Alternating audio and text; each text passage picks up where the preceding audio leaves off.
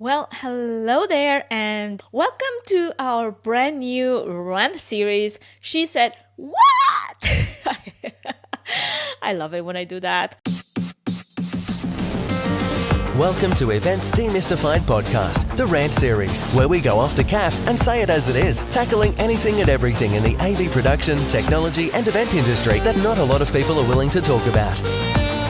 The Rant series is short and spicy, comes out twice a month in between the more tamed interview-style episodes. This podcast is brought to you by Tree Fan Events, a woman-owned boutique event production agency, and your host is Anka Trifan. Thanks for tuning in. Well, let me give you a little bit of an overview of what this series is all about, because here's the thing.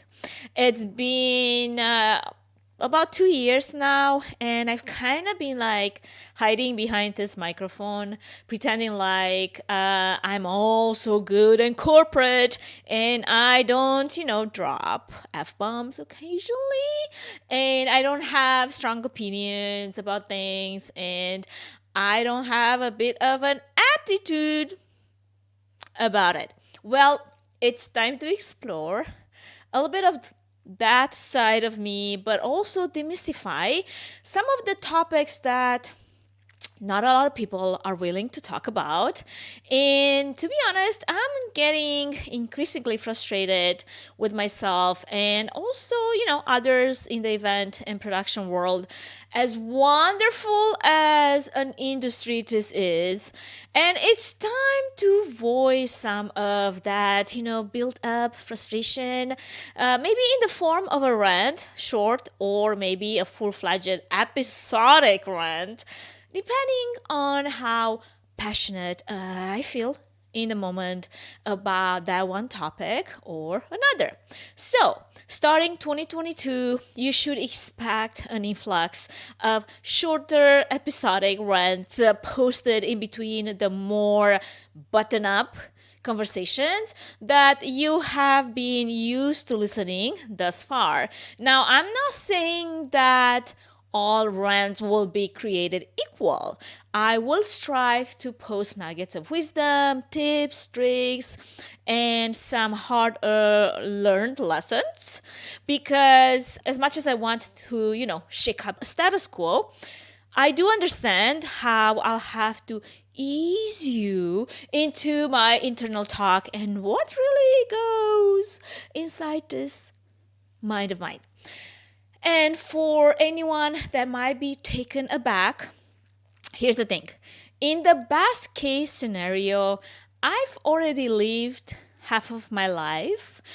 Tomorrow is a bit of an illusion we count on like it's been promised to us.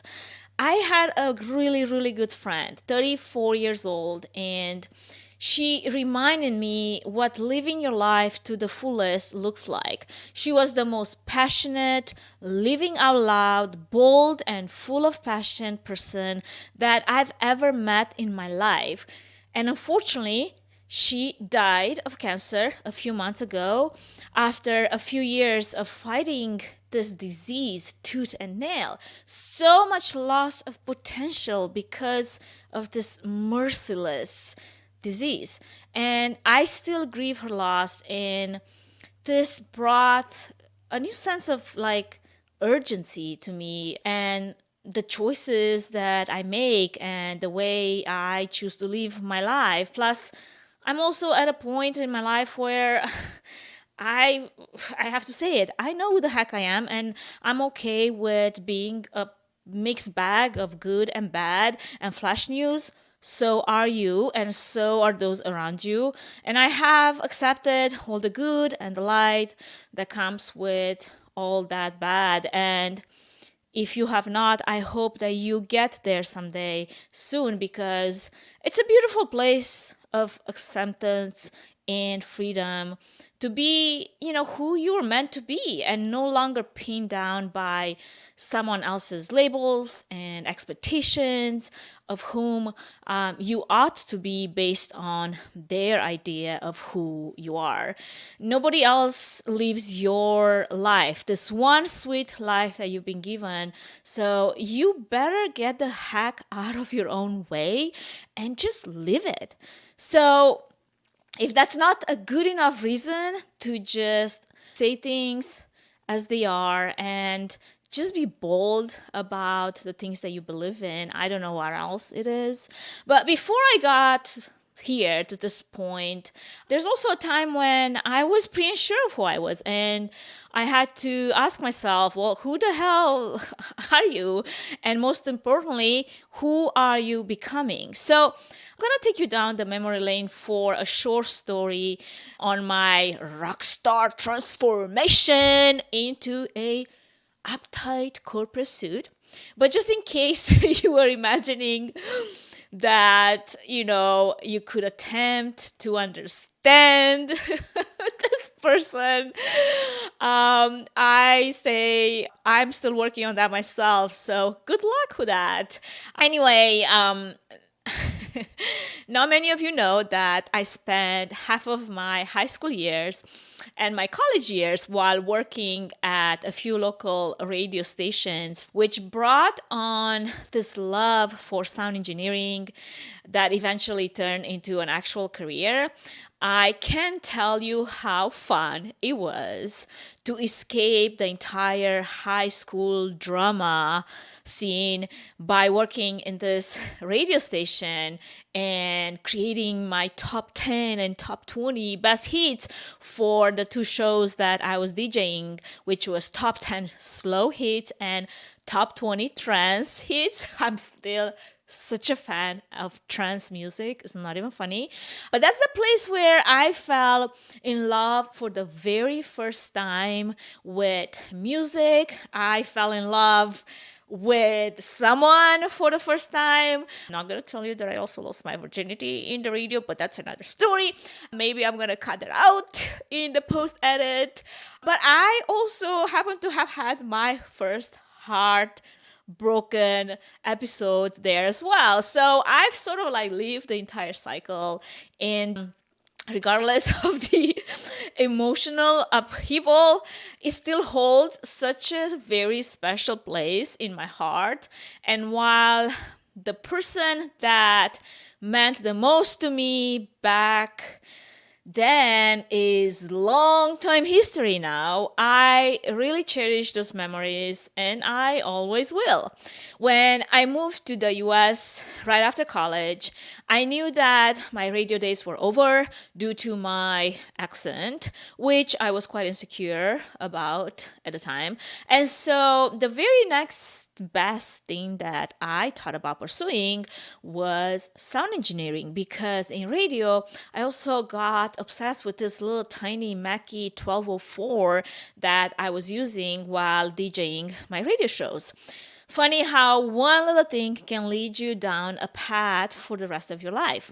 Long story short, because that's definitely a longer story between when I landed in New York as a FOB, and if you don't know what an FOB is, that's fresh off the boat, even though I don't take the boat, but just go with it. And until I started working in event productions in LA, and this, long story short, is something that, by the way, I have talked about in much more detail, because it was sort of like an endless journey of growth. And I have talked about it on Day In and Day Out, the podcast hosted by my friend Muyawa Adebi. And if you're curious, I'll probably post the link in the episode notes.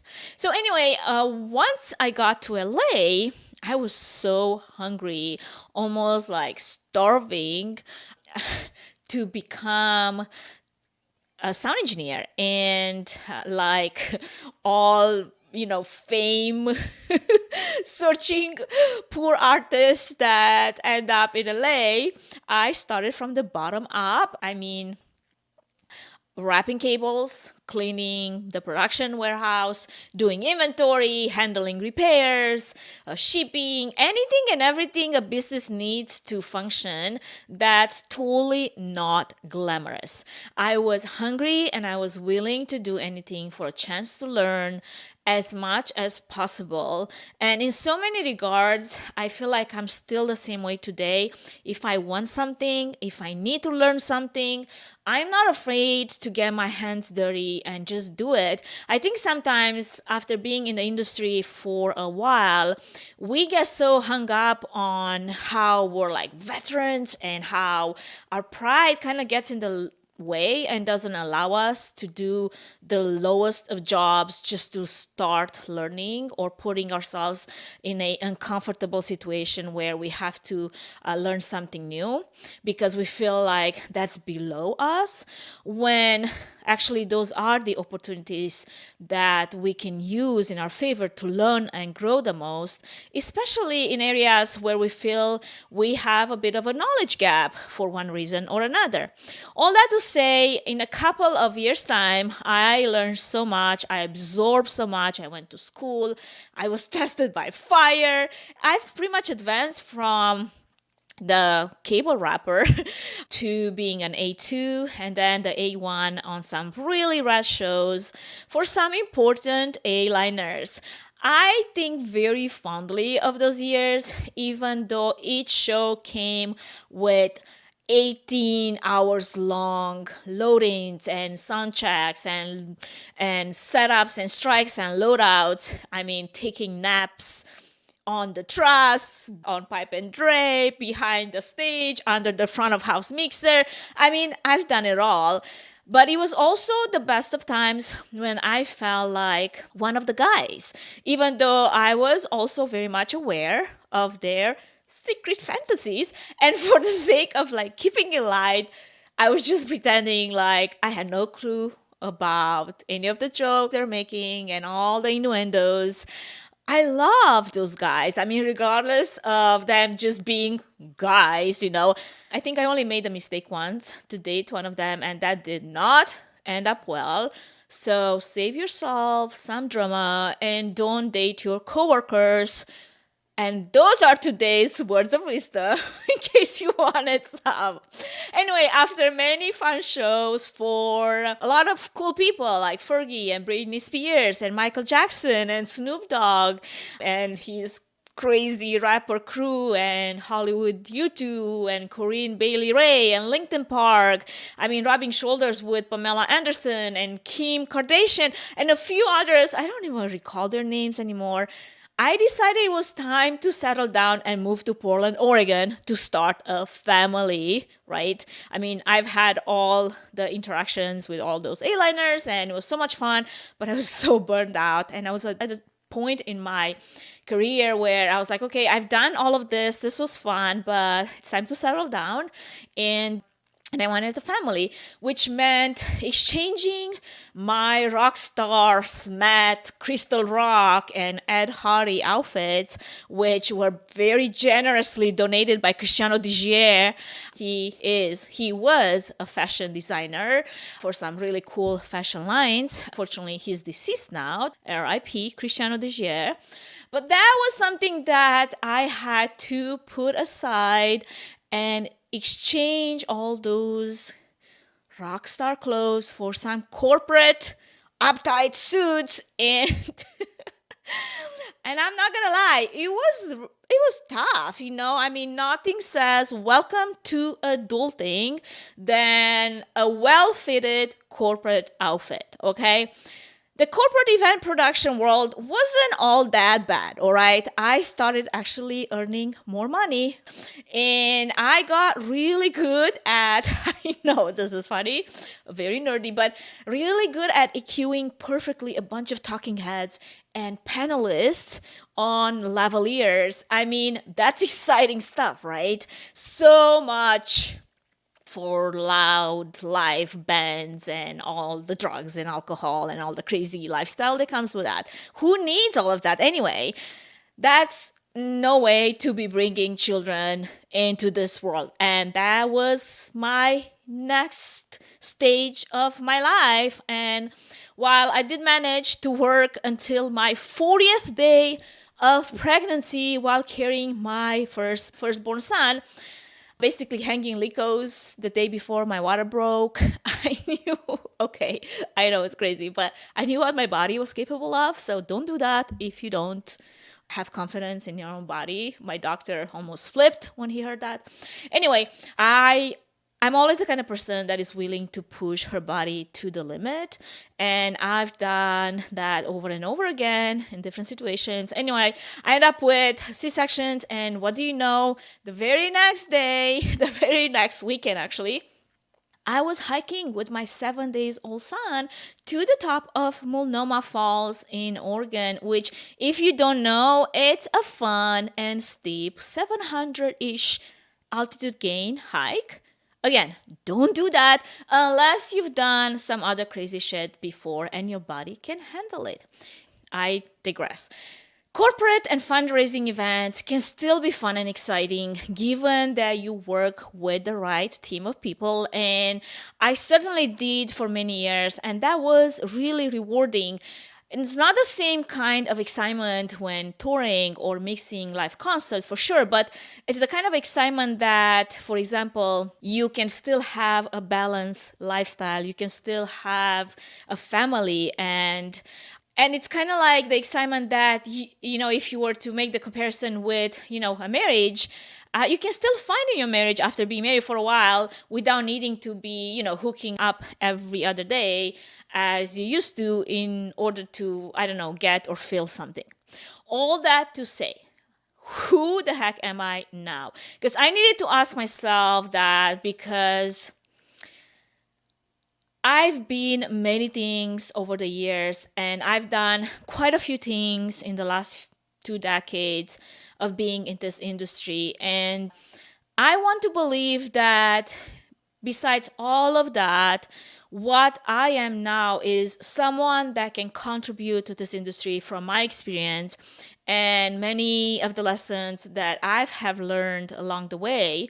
I want to believe that I can inspire other women to take the chance to start their own journeys in this industry and dare to think and do things differently and think differently. I want to inspire and encourage and uplift and elevate anyone that has felt invisible for one reason or another. The reality is, nobody dreams to become a stagehand.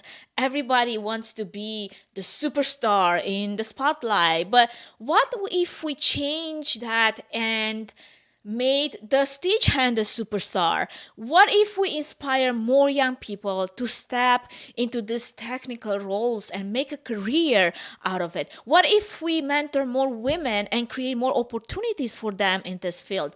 That's my dream. That's my desire. That's what I hope my life's work will be eventually accounted for. Okay, so this episode is obviously much longer than I anticipated. I want those ranting episodes really to be short and sweet, and this is definitely on the longer side. So while there's still much to say on this subject, I will leave it here. I'm sure I'll come back to it and I will touch more on this. Now, just a side note here. If these ranting episodes are just too much for you, you're more than welcome to only listen to the featured guest episodes where I promise you, I do my very best to be very well behaved. If you do continue to listen, however, here's what you need to promise me. Don't get offended, okay? I'm only bringing a bunch of the topics that I will be discussing in the future rants. I'm only bringing those up because I want to spark conversations that hopefully will make a difference. If all we do is just rant about things and do nothing actionable, then I might as well be ding dong and do myself this disservice by being obnoxious and speaking out and basically totally wasting my time, which I don't have time for. So Let's not just run away, but do something about it. And it does start with me, but it also starts with you. Let's change our world one small event at a time.